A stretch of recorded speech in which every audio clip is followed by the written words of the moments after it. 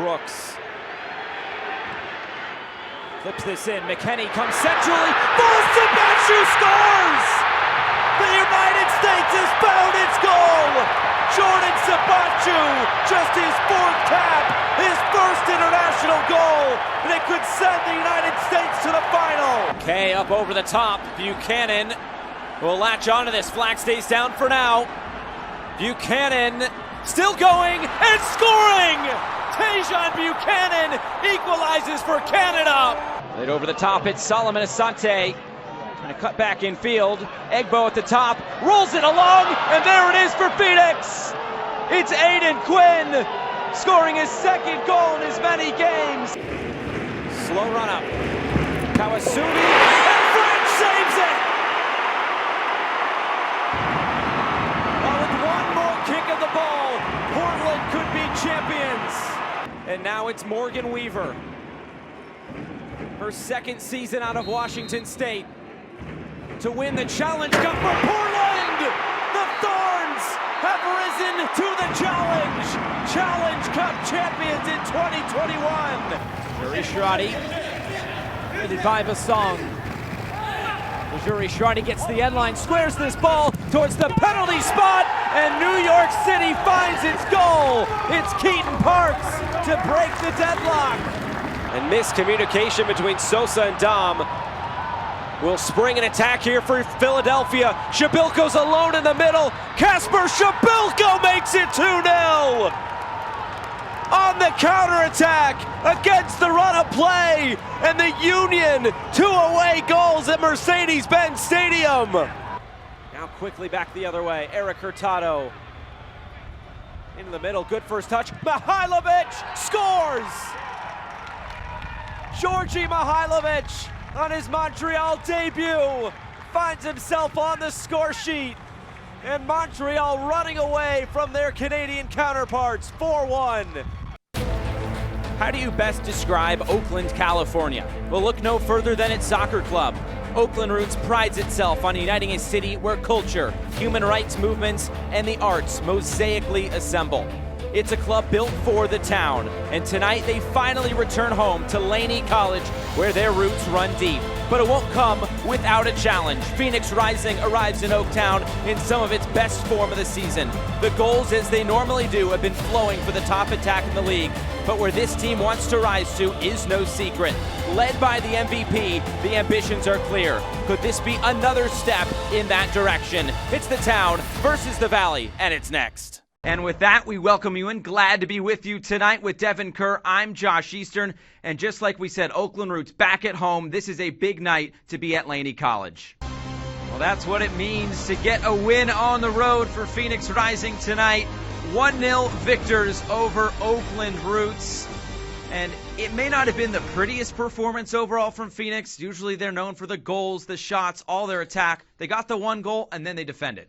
The sun is shining, as they say in the Pacific Northwest. The mountain is out, and we come to you from Cheney Stadium in Tacoma, Washington. It's the Chicago Red Stars taking on the OL Reign with former Canadian international Kalen Kyle. I'm Josh Eastern. Thanks for being with us. A look at the standings. The Three Rivers meet just steps away from here at Highmark Stadium, but tonight it's a meeting of two potential playoff sides in the Atlantic Division as the Pittsburgh Riverhounds host Hartford Athletic. With Lloyd Sam, I'm Josh Eastern. Thanks for being with us. A beautiful night in Pittsburgh, Pennsylvania. A look at the Atlantic Division standings as the team's going through warm-ups now.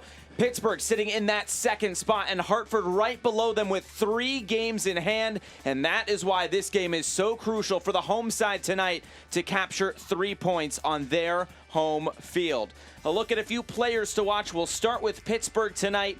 Albert Dequa will be leading the line for the Riverhounds. Now a set-piece opportunity for Chicago. Stanton sends this in. Buhati coming way off her line. Nobody in goal. And a chance here for Chicago, but this ball trickles out of play. She was brave there. Brave and mistimes it, completely misjudges this one. I think comes way too far off her line, especially when you have the defenders you do that can win that first phase. Misjudges this one, and again, gets lucky.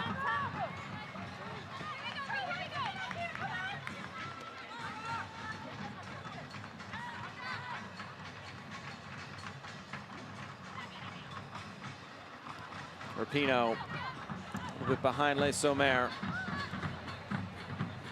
And now Gordon. Chicago maybe starting to turn it on here for the final 10 minutes. Johnson in the middle, clip forward, Buhati is there, just in front of Goralski.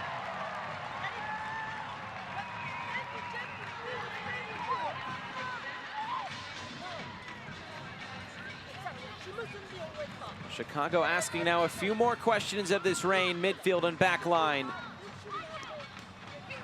And it looks like Farid Ben-Stidi readying to make another alteration. And you can just see that the tempo kind of fall off. Obviously made a lot of substitutes. They're trying to find how they can work well together, how they can build that partnership. Again, just a couple missed passes, but that will start to build in training once players are fully fit and once they get used to this league.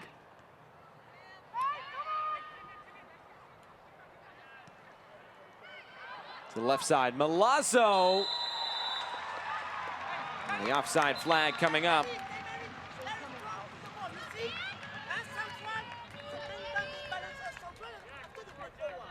And here comes the sub for OL Reign. It's Danny Weatherholt, who will replace Jennifer Merojan. Her home debut now in the books. And a brilliant performance tonight in the German international.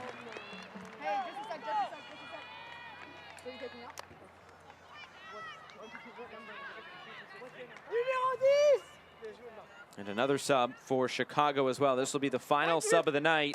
Kaylee Watt coming on for Sarah Woldmo. It's an attack-minded substitution. And this should have been made way earlier on in the game. Chicago starting to find their feet in that attack, but to wait for just 10 minutes to go to bring Watt in when you're 2-0 down, you've been struggling against an OL Reign side. This might fall for Rapinoe. Rapinoe, the cross deflecting into the arms of Nair.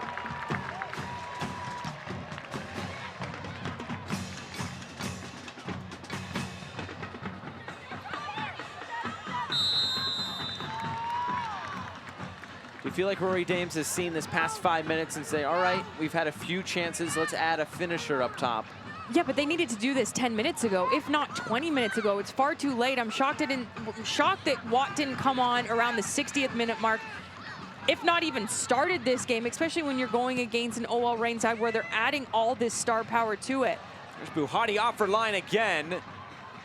Eventually she comes away with it. She's been brave coming up on those set pieces.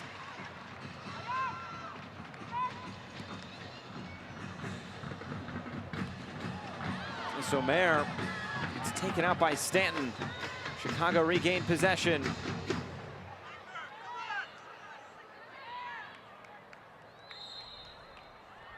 Hammond whistled for a foul.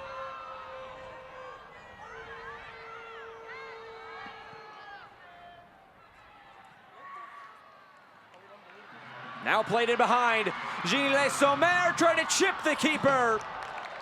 Trying to match her teammate Jess Fishlock from the other day. And you love to see this from Lissamer up top, but you could see Megan Rapinoe down this left-hand side. All Lissamer had to do was roll this one across, and Rapinoe was in. But again, you're never going to tell Lissamer what to do when she's in front of the net, because 9 times out of 10, she's going to put this one in the back of the net.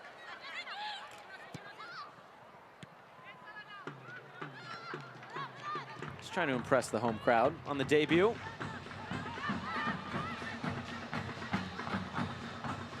Taken away again. Reign looking to break quickly. Fishlock. Hammond. Hammond was the lone change of this back line. What have you thought of her performance tonight? Been fantastic. I think she's been very clinical in that final third, connecting that first pass.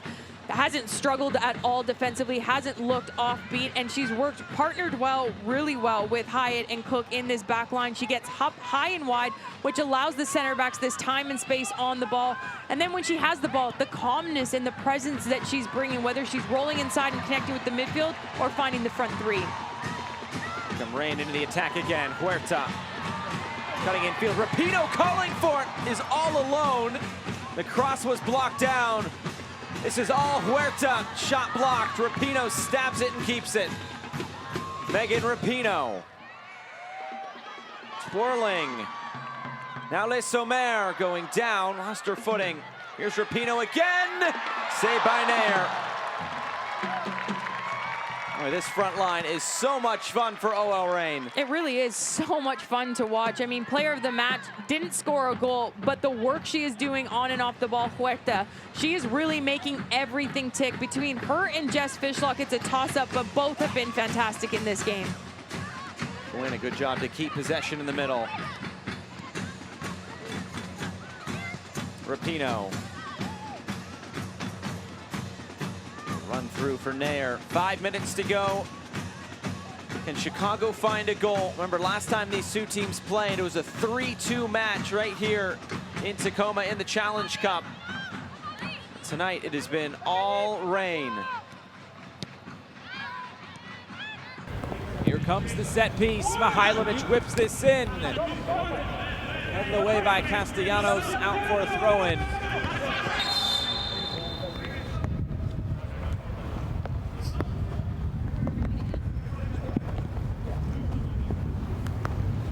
And the substitution will be Thiago.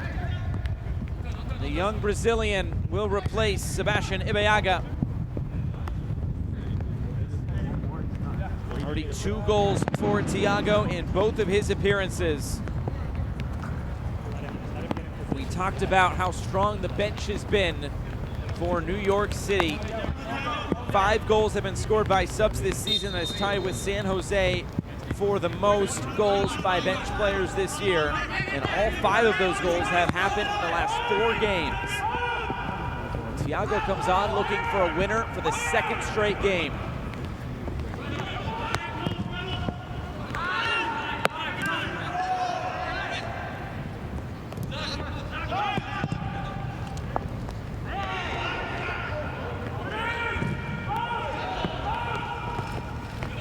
Thiago trying to make things happen right off the bat.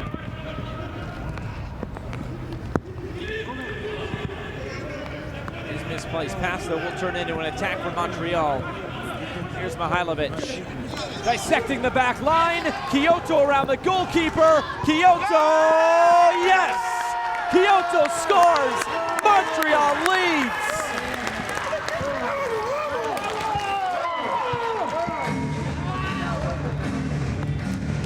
He had been knocking on the door all night for a goal of his own, and finally he gets one. Look at this pass, dissecting the back line. Barraza not off his line quick enough.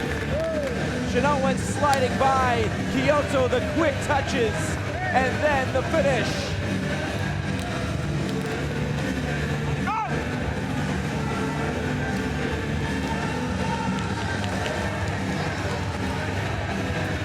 Denied multiple times in the first half.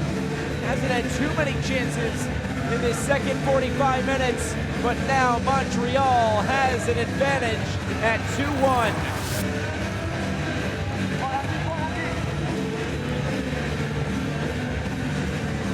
73rd minute goal by Romel Kyoto, just his 2nd on the season. I'm sure the Honduran national team likes to see that ahead of the Gold Cup starting up this weekend. And now, how does New York City respond? They were 1-0 up in this game. It felt like they were the team controlling matters, and now they will be looking for a late equalizer.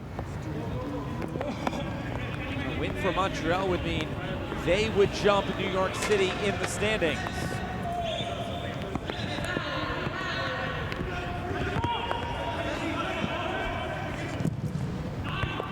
How about this? If things stay as they are, Montreal can capture 3 points tonight. They would move into 4th spot. They'd be level on points with last year's Supporter Shield winners in Philadelphia Union.